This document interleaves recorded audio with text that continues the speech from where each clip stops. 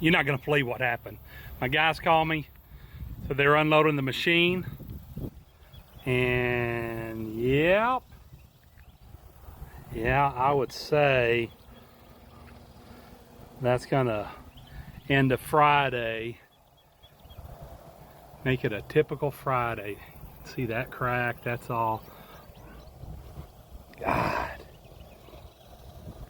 You know, I know how to weld some, but I sure don't know how to weld this good.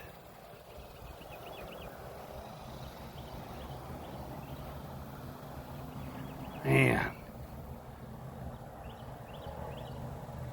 Yeah. I guess I'll be taking this to San Antonio to somebody that knows what they're doing.